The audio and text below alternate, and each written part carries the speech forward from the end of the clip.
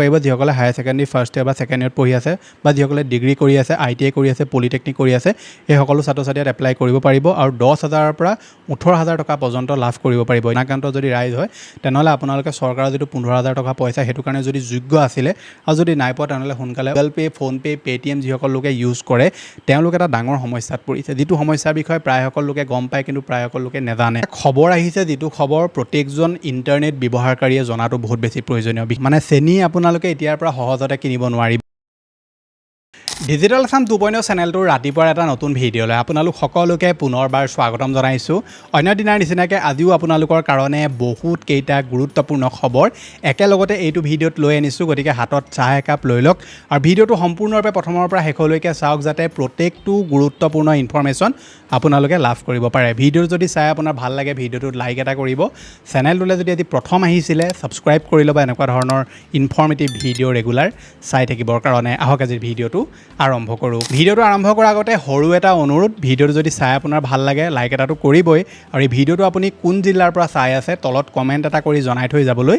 একদম নাপাহৰিব আগবাঢ়িছোঁ আজি প্ৰথমটো খবৰলৈ আৰু প্ৰথমটো খবৰ আহিছে নেপালৰ পৰা আপোনালোক সকলোৱে নিশ্চয় অৱগত যে নেপালত যিটো প্ৰলয়ংকাৰী বানপানীৰ সৃষ্টি হ'ল ইয়াৰ ফলত এতিয়ালৈকে 200 জন মানুহৰ মৃত্যু হৈছে বুলি খবৰ পোহৰলৈ আহিছে আৰু মৃতকৰ সংখ্যা এতিয়া বৃদ্ধি হৈ গৈয়ে আছে গতিকে এতিয়া ভাৰতেও প্ৰেৰণ কৰিলে 10 টন জৰুৰীকালীন সহ চিকিৎসা সামগ্ৰী গতিকে ভাৰতৰ পৰাও এতিয়া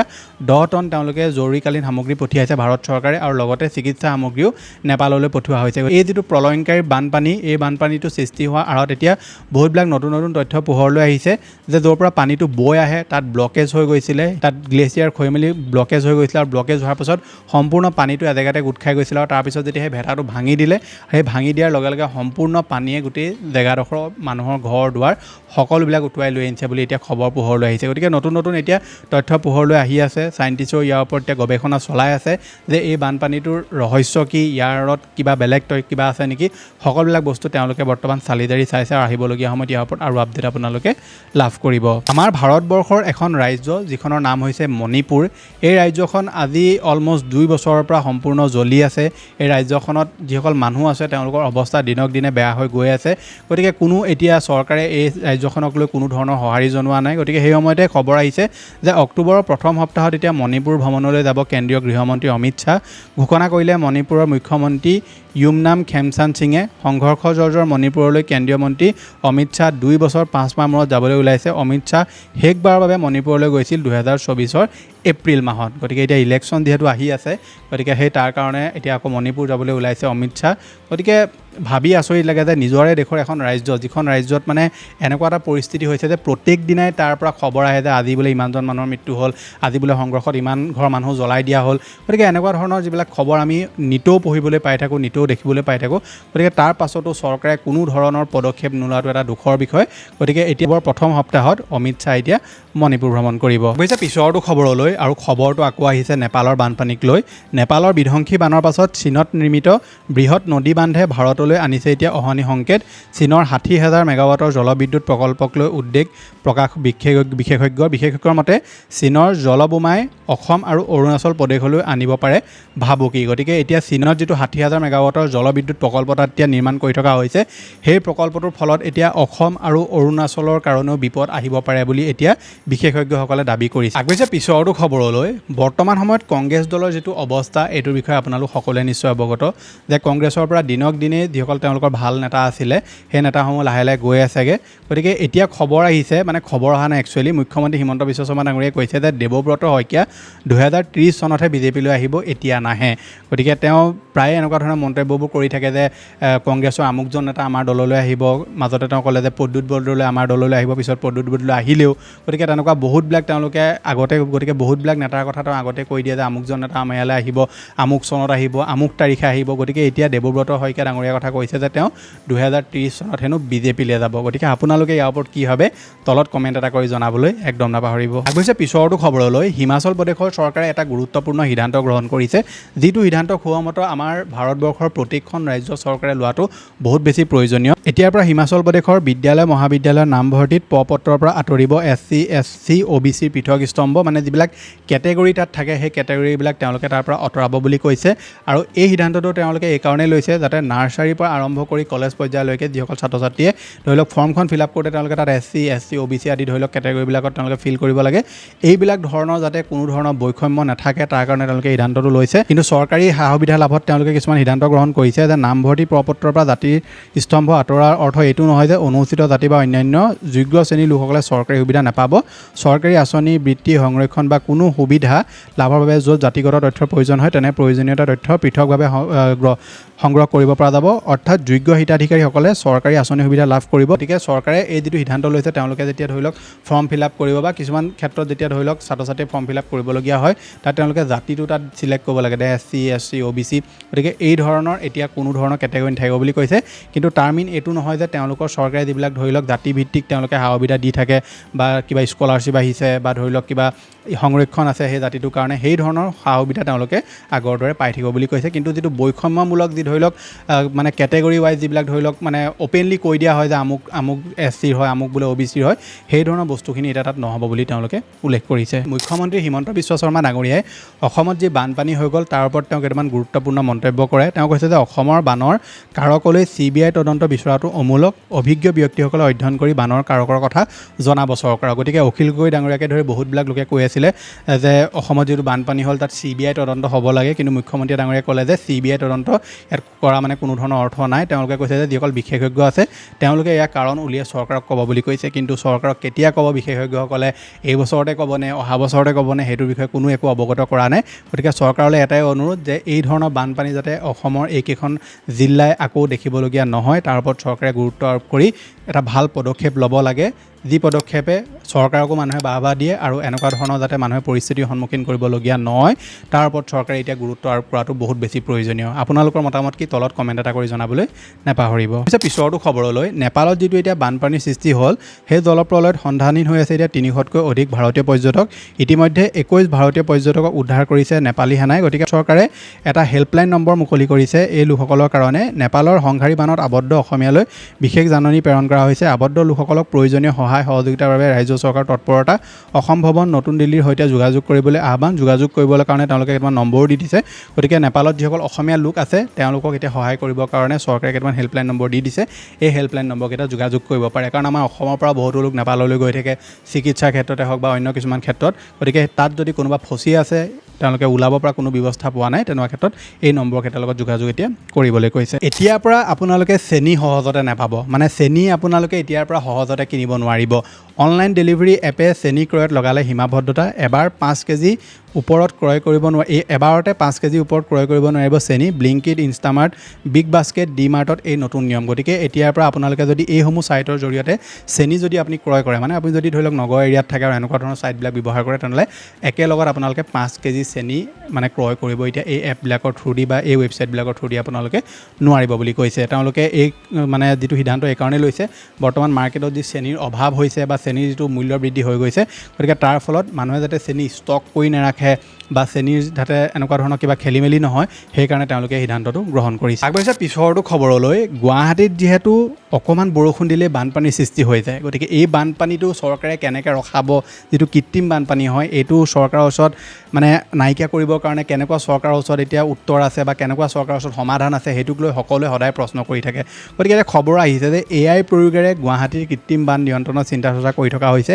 1 পৰা 6 ঘণ্টাৰ পূৰ্বে মহানগৰবাসীয়ে পূৰ্বানুমান কৰিব পাৰিব সম্ভাৱনীয় কৃত্ৰিম বানৰ নেদাৰলেণ্ডৰ সহযোগিতাত IIT গুৱাহাটীৰ গৱেষক অধ্যাপকে প্ৰস্তুত কৰিছে বিশেষ ব্যৱস্থা ইতিমধ্যে ৰাজ্যৰ মুখ্য সচিব ৰবি কুটা আৰু IIT গুৱাহাটীৰ সৈতে অনুষ্ঠিত হৈছে উচ্চস্তৰীয় বৈঠক গতিকে চৰকাৰে এটা নতুন ধৰি লওক টেকন'লজি আনিবলৈ গৈ আছে তেওঁলোকে AI ইউজ কৰি কৈছে যে মানুহে কৃত্ৰিম বান হোৱাৰ 1 পৰা 6 ঘণ্টাৰ পূৰ্বে মহানগৰীত যদি কৃত্ৰিম বান হয় তেনেহ'লে পূৰ্বানুমান কৰিব পাৰিব বুলি কৈছে গতিকে ইয়াৰ ফলত লাভ কি হ'ব সেইটো মই বুজি নাপালোঁ গতিকে আপোনালোকে যদি বুজি পালে তলত কমেণ্ট এটা কৰি জনাব মানুহে বিচাৰিছে যে কৃত্ৰিম বানটো নাইকিয়া হোৱাটো তেওঁলোকে পূৰ্বানুমান কৰিটো বিচৰা নাই যে আগতে বোলে বানপানী আহিব আজি কৃত্ৰিম বানপানী হ'ব আমি ইয়াৰ পৰা যাওঁগৈ এনেকুৱা ধৰণৰ তেওঁলোকে ব্যৱস্থা বিচাৰে তেওঁলোকে এইটো ব্যৱস্থা বিচাৰিছে যে কৃত্ৰিম বানপানীটো নাইকিয়া হওক গতিকে তাৰ কাৰণে চৰকাৰে কি কৰিব বিচাৰিছে সেইটোৰ ওপৰত কোনো ধৰণৰ একো আপডেট অহা নাই আগবাঢ়িছে পিছৰটো খবৰলৈ প্ৰবল বৃষ্টিপাতৰ আগজাননী বতৰ বিজ্ঞান কেন্দ্ৰৰ আগন্তুক 24 ঘণ্টাত প্ৰবল বৃষ্টিপাতৰ আগজাননী গুৱাহাটীৰ লগতে দাঁতিকাষৰীয়া অঞ্চলত এতিয়া বৃষ্টিপাতৰ আগজাননী দিছে বতৰ বিজ্ঞান কেন্দ্ৰই। গতিকে আপোনালোকৰ ঘৰ যদি এনেকুৱা এলেকাত আছে য'ত সহজতে বানপানী সোমাই যায় বা সহজতে পানী হৈ যায় তেনেহ'লে বস্তু বাহানি আগতে মানে ওপৰত তুলি ৰাখক। বতৰ বিজ্ঞান কেন্দ্ৰই কৈছে যে 24 ঘণ্টাত এতিয়া প্ৰবল বৃষ্টিপাত হ'ব পাৰে গুৱাহাটীত। আগতে পিছৰটো খবৰলৈ খবৰটো আহিছে ক্ৰীড়া জগতৰ পৰা। ইণ্ডিয়া মহিলা ক্ৰিকেটৰ এই দলত স্থান লাভ দুই অসম কন্যাৰ। অষ্ট্ৰেলিয়া এৰ বিৰুদ্ধে অনুষ্ঠিত হ'ব লগা শৃংখলাত উমা চেত্ৰী আৰু জিন্তিমণি কলিতা অষ্ট্ৰেলিয়াৰ এৰ বিৰুদ্ধে এদিনীয়া T20 আৰু মাল্টি ডে শৃংখলা খেলিব ভাৰতীয় এই দলে। তিনিওটা ফৰ্মেটতে ইণ্ডিয়া এই দলত স্থান লাভ কৰিছে জিন্তিমণি কলিতাই। গতিকে অসমৰ কাৰণে এটা ভাল খবৰ। এই দুগৰাকী খেলুৱৈ এতিয়া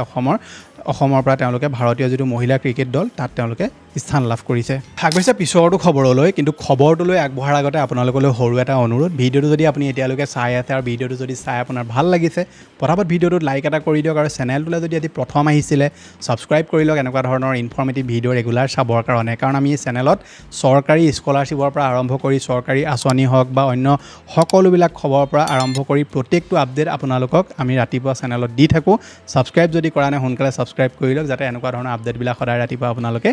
লাভ কৰে। পিছৰটো খবৰলৈ বৰ্তমান নেপালত যিটো বানপানীৰ সৃষ্টি হ'ল আৰু সেই বানপানীৰ সৃষ্টি হোৱাৰ ফলত ভাৰত চৰকাৰৰ তৰফৰ পৰা যেনেকুৱা ধৰণৰ সহায়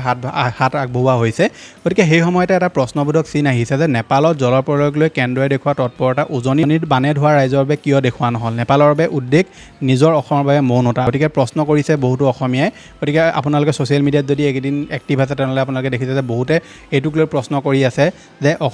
অসমত যি বানপানী হ'ল সেই বানপানীক লৈ ভাৰত চৰকাৰে যিটো তৎপৰতা নেদেখুৱালে সেই তৎপৰতাটো তেওঁলোকে এতিয়া নেপালক লৈ দেখুৱাইছে। গতিকে আপোনালোকে কি ভাবে? গতিকে বহুতে ইয়াক লৈ প্ৰশ্ন কৰিছে যে অসমখন বেলেগ ৰাজ্যৰ নেকি, অসমক তেওঁলোকে কিয় ধৰি লওক ইমান তৎপৰতা নেদেখুৱালে, অসমৰ ক্ষেত্ৰত তেওঁলোকে কিয় সাহাৰ্য দিবৰ কাৰণে ইমান দেৰি কৰিলে, বহুত লেট কৰি তেওঁলোকে ধৰি লওক ইয়াৰ ওপৰত মানে ৰেছপন্স দিলে। নৰেন্দ্ৰ মোদী হওক বা কোনো কেন্দ্ৰীয় মন্ত্ৰী লগালগ ইয়ালৈ নাহিলে। গতিকে এইটোক লৈ বহুতে প্ৰশ্ন কৰিছে। গতিকে আপোনালোকে কি ভাবে নিশ্চয় তলত কমেণ্ট এটা কৰি জনাবলৈ নাপাহৰিব। পিছৰটো খবৰলৈ 1 ছেপ্টেম্বৰৰ পৰা বৰদোৱাত শ্ৰীমন্ত শংকৰদেৱ আৰ্বিভাৱ ক্ষেত্ৰত দিব লাগিব এতিয়া প্ৰৱেশ মাচুল। 10 বছৰৰ পৰা 70 বছৰ বয়সৰ ব্যক্তিৰ বাবে 25 টকা প্ৰৱেশ মাচুল। 12 বছৰ তলৰ শিশু আৰু 70 বছৰৰ ঊৰ্ধৰ বয়োজ্যেষ্ঠৰ বাবে বিনামূলীয়া এতিয়া প্ৰৱেশ। গতিকে আপোনালোকে যদি 1 ছেপ্টেম্বৰৰ আগত যাম বুলি ভাবিছে তেনেহ'লে আপোনালোকে টিকেট মানে পইচা দিয়া প্ৰয়োজন নাই। কিন্তু 1 ছেপ্টেম্বৰৰ পাছত যদি আপোনালোকে বৰদোৱাত শ্ৰীমন্ত শংকৰদেৱ আৰ্বিভাৱ ক্ষেত্ৰত যদি আপোনালোকে যাম বুলি ভাবিছে তেনেহ'লে আপোনালোকে এতিয়া মাচুল তাত দিব লাগিব। আগবাঢ়িছে পিছৰটো খবৰলৈ। এটা খবৰ আহিছে যিটো খবৰ প্ৰত্যেকজন ইণ্টাৰনেট ব্যৱহাৰকাৰীয়ে জনাটো বহুত বেছি প্ৰয়োজনীয়। বিশেষকৈ যদি আপোনালোক বয়োজ্যেষ্ঠ লোক হয়, আপোনালোকৰ যদি ধৰি লওক নতুনকৈ আপুনি ইণ্টাৰনেট চলাবলৈ আৰম্ভ কৰিছে, হোৱাটছআপ, ফেচবুক এইবিলাক যদি নতুনকৈ শিকিছে তেনেহ'লে এই খবৰটো আপোনালোক সকলোৰে কাৰণে প্ৰয়োজনীয়। আৰু যিসকলে ৰেগুলাৰ চলাই থাকে তেওঁলোকে এই কথাটো জানি থোৱাটো বহুত বেছি প্ৰয়োজনীয় যে বৰ্তমান সময়ত কিছুমান ৰাজ্যত এনেকুৱা এটা স্কেম আহিছে যিবিলাক স্কেমাৰে কি কৰিছে, যিসকল ধৰি লওক ইণ্টাৰনেটত একদম কেঁচা মানুহ, মানে যিসকলে ইণ্টাৰনেট ইমান চলাব নাজানে, ক'ত কি ক্লিক কৰিব লাগে নাজানে, কিবা লিংক এটা আহিলে ক্লিক কৰি দিয়ে, সেই মানুহখিনিক এতিয়া কিছুমান স্কেমাৰে টাৰ্গেট কৰিছে। কেনেকৈ টাৰ্গেট কৰিছে? এতিয়া চাওক কিছুমান ধৰি লওক বয়োজ্যেষ্ঠ লোকে বা যিসকলে নতুনকৈ ইণ্টাৰনেট চলাবলৈ আৰম্ভ কৰিছে তেওঁলোকে ফেচবুক খোলে, হোৱাটছআপ খোলে। গতিকে স্কেমাৰ দলে সেই মানুহখিনিক টাৰ্গেট বনাইছে। ফেচবুকৰ জৰিয়তে হওক, ইনষ্টাগ্ৰামৰ জৰিয়তে হওক তেওঁলোকৰ প্ৰফাইলবিলাক চেক কৰিছে। কিছুমান ফেচবুকত ধৰি লওক মানুহৰ নম্বৰো দি থোৱা থাকে, তাৰ থ্ৰু দি তেওঁলোকক হোৱাটছআপত কণ্টেক্ট কৰিছে বা ফেচবুকৰ ইনবক্সত কণ্টেক্ট কৰিছে আৰু মানুহক স্কেম কৰিবলৈ বৰ্তমান চেষ্টা কৰিছে। আৰু ইয়াৰ ক্ষেত্ৰত এতিয়া সেইসকল লোক বেছিকৈ পৰিছে মানে এই জালত যিসকল লোকৰ ইণ্টাৰনেটৰ ইমান ধৰি লওক আদত নাই, যিসকলে ইণ্টাৰনেটৰ বিষয়ে ইমান অভিজ্ঞ নহয়। গতিকে আপোনালোক যদি ইণ্টাৰনেটৰ ক্ষেত্ৰত ইমান অভিজ্ঞ নহয়, কোনোবাই যদি ফোন কৰে, কোনোবাই যদি কিবা লিংক দিয়ে, ভুলতো তাত ফটাফট ক্লিক নকৰিব। বিশেষকৈ যদি ফোন কৰি কয় যে আমি এখন আঁচনিৰ কাৰণে আপোনালৈ ফোন কৰিছোঁ বা ধৰি লওক আধাৰ কাৰ্ডৰ কাৰণে ফোন কৰিছোঁ, OTP এটা লাগিব, এনেকুৱা ধৰণৰ যদি কোনোবাই আপোনালৈ ফোন কৰি কিবা প্ৰলোভন দিবলৈ চেষ্টা কৰে বা ধৰি লওক আপোনাৰ পৰা কিবা OTP বিচাৰে, ভুলতো আপোনালোকে সেইসমূহ ডিটেইলছ নিদিব, নহবা আপুনি সমস্যাত পৰিব পাৰে। গতিকে খবৰটো সকলোৰে লগত শ্বেয়াৰ কৰিব যাতে ইনফৰমেশ্যনটো সকলোৱে লাভ কৰে। আগবাঢ়িছে পিছৰটো খবৰলৈ। এই খবৰটো আৰ্থিক লেনদেনৰ লগতে জড়িত। বৰ্তমান গুগল পে', ফোনপে', পে'টিএম যিসকল লোকে ইউজ কৰে তেওঁলোকে এটা ডাঙৰ সমস্যাত পৰিছে, যিটো সমস্যাৰ বিষয়ে প্ৰায়সকল লোকে গম পায় কিন্তু প্ৰায়সকল লোকে নাজানে। আপোনালোকে আজিকালি দেখে যে ফেচবুকত হওক, ইনষ্টাগ্ৰামত হওক, বিশেষকৈ ফেচবুকত কিছুমান শ্বৰ্ট ভিডিঅ' ওলায়, যিবিলাক ভিডিঅ'ত কি হয় আপোনাক গোটেই চিৰিয়েলখন চাবৰ কাৰণে বা গোটেই এপিছডটো চাবৰ কাৰণে শেষত গৈ সিহঁতি এনেকুৱা ক্লিপ হেংগাৰত আপোনাক ওলমাই দিয়ে যে আপুনি এটকা এটা পে' কৰিলে সেইটো চাব পাৰিব বুলি কৈ দিয়ে। আৰু আপুনি এটকা বুলিহে ভাবি মানে পে' কৰি দিয়ে। আৰু পে' কৰি দিয়াৰ পিছত সিহঁতি কি কৰে, আপোনাৰ পৰা 600-700 টকা মান্থলি আপোনাৰ পৰা কাটি থাকে। গতিকে আপোনাৰ যদি যিটো বেংক একাউণ্ট আছে সেই বেংক একাউণ্টত যদি ধৰি লওক অযথা ক'বলৈ পইচা গৈ আছে বুলি আপুনি ধৰিব পাৰিছে যে 600-700 টকা আপোনাৰ মান্থলি কাট খাই আছে, তেনেহ'লে সোনকালে আপুনি কোনোবা জনা শুনা ব্যক্তিৰ ওচৰলৈ গৈ গুগল পে' ফোনপে' যি ইউজ কৰে বা আপুনি সেই এপ্লিকেশ্যনটোত এটকা পে' কৰোঁতে যোনটো এপ্লিকেশ্যন ইউজ কৰিছিলে সেইটোত গৈ অটো পে'টো আপুনি অফ কৰাই লওক। কাৰণ ভাৰতবৰ্ষৰ বহুতো মানুহ এনেকুৱা এতিয়া সমস্যাত পৰিছে যিসকল লোকে এই চিৰিয়েলসমূহৰ চোৱাৰ পাল্লাত পৰি বা লোভত পৰি তেওঁলোকে এটকা দি মেলি চিৰিয়েল চাম ভাবি মেলি পিছত 600-700 টকা মাহে মাহে যোৱাই আছে আৰু গমো নাপায় যে তেওঁলোকৰ একাউণ্টৰ পৰা পইচা গৈ আছে। গতিকে আপোনালোক যদি তেনেকুৱা সমস্যাত পৰিছে সোনকালে বেংকৰ লগত যোগাযোগ কৰক বা কোনোবা আপোনাৰ মানে বিশ্বাসী মানুহ বা ঘৰৰ জনা শুনা ব্যক্তিৰ লগত আপোনালোকে এই কথাটো আলোচনা কৰি আপোনালোকে সোনকালে অটোপে'টো অফ কৰি লওক। যদি আপুনি অটোপে'টো অফ নকৰে তেনেহ'লে আপোনাৰ এই পইচাটো ৰেগুলাৰ আপোনাৰ একাউণ্টৰ পৰা কাট খাই থাকিব। আপুনি বাৰু এনেকুৱা সমস্যাত পৰিছে নেকি নিশ্চয় তলত কমেণ্ট এটা কৰি জনাবলৈ নাপাহৰিব। আগবাঢ়িছে পিছৰটো খবৰলৈ। অখিল গগৈ ডাঙৰীয়াই এটা ফেচবুক পোষ্ট কৰিছিলে যোৱাকালি। তেওঁ লিখিছে যে শিৱসাগৰ সমষ্টিৰ সকলো বানপীড়িতই 15,000 টকাটো পালেনে, যদি পোৱা নাই কোন পঞ্চায়ত আৰু কোন ৱাৰ্ডৰ মানুহে পোৱা নাই মোক জনাওক। গতিকে আপোনালোক যদি শিৱসাগৰত থাকে আৰু বানাক্ৰান্ত যদি ৰাইজ হয় তেনেহ'লে আপোনালোকে চৰকাৰৰ যিটো 15,000 টকা পইচা সেইটো কাৰণে যদি যোগ্য আছিলে আৰু যদি নাই পোৱা তেনেহ'লে সোনকালে অখিল গগৈ ডাঙৰীয়াক আপোনালোকে যোগাযোগ কৰক বা অখিল গগৈ ডাঙৰীয়াৰ যিটো ফেচবুক পেজ আছে তেওঁ তাত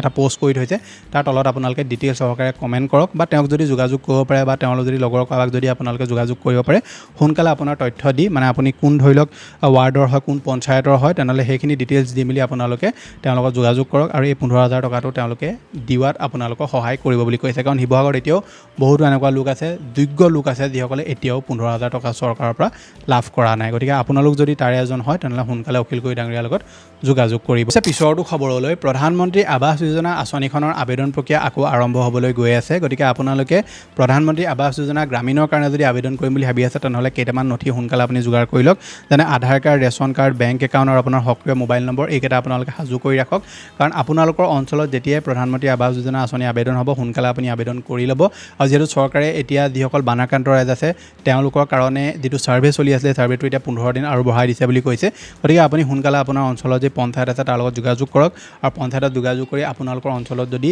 চৰকাৰী ঘৰৰ কাৰণে ছাৰ্ভে হৈ আছে বা চৰকাৰী আৱাস যোজনাৰ কাৰণে যদি ছাৰ্ভে হৈ আছে সোনকালে আপুনি তাত এপ্লাই কৰক। প্ৰয়োজনীয় নথিপত্ৰ দি চৰকাৰে এই ঘৰ বনাবৰ কাৰণে আপোনালোকক 3টা কিস্তিত পইচা দিব। প্ৰথমটো কিস্তিত আপোনালোকে পইচা যিটো পাব সেইটো আপোনালোকে ঘৰৰ যিটো ফাউণ্ডেশ্যন সেইটো তুলিব লাগিব। দ্বিতীয়টোত আপোনালোকে ঘৰৰ ওপৰচা তুলিব লাগিব। শেষৰ কিস্তিটোত আপোনালোকে সম্পূৰ্ণ ঘৰটো শেষ কৰিব লাগিব। গতিকে কিস্তি ৱাইজত তেওঁলোকে পইচা দিয়ে। আপুনি যদি আঁচনিখনৰ কাৰণে যোগ্য হয় তেনেহ'লে নিশ্চয় এপ্লাই কৰিব। ইয়াত আপোনাক ৰেচন কাৰ্ডৰ প্ৰয়োজন হয়, আধাৰ কাৰ্ডৰ প্ৰয়োজন হয়, বাকী ভোটাৰ কাৰ্ড, পেন কাৰ্ড, মাটি ৰিলেটেড কিছুমান নথিপত্ৰ এইখিনি আপোনালোকৰ প্ৰয়োজন হয়। আৰু আপুনি যদি আঁচনিখনৰ কাৰণে যোগ্য হয় সোনকালে আপোনালোকে পঞ্চায়তৰ লগত যোগাযোগ কৰিব আৰু আপোনালোকৰ অঞ্চলত যদি এপ্লাই হৈ আছে তেনেহ'লে এপ্লাই কৰি ল'ব। কৈছে যে শেষৰটো খবৰলৈ এটা স্কলাৰশ্বিপ আহিছে যিটোৰ নাম হৈছে টাটা কেপিটেল পাংক স্কলাৰশ্বিপ। এই স্কলাৰশ্বিপটোত সেইসকল ছাত্ৰ ছাত্ৰীয়ে এপ্লাই কৰিব পাৰিব যিসকলে হায়াৰ ছেকেণ্ডেৰী ফাৰ্ষ্ট ইয়েৰ বা ছেকেণ্ড ইয়েৰত পঢ়ি আছে বা যিসকলে ডিগ্ৰী কৰি আছে, ITI কৰি আছে, পলিটেকনিক কৰি আছে এই সকলো ছাত্ৰ ছাত্ৰীয়ে এপ্লাই কৰিব পাৰিব আৰু 10,000ৰ পৰা 18,000 টকা পৰ্যন্ত লাভ কৰিব পাৰিব। এই স্কলাৰশ্বিপটোত এপ্লাই কৰিবলৈ হ'লে আপোনালোকৰ 60% মাৰ্কৰ প্ৰয়োজন হ'ব আৰু স্কলাৰশ্বিপটোত আপোনালোকে যদি এপ্লাই কৰিব বিচাৰে তেনেহ'লে ইনকম চাৰ্টিফিকেটৰ পৰা আদি কৰি আধাৰ কাৰ্ড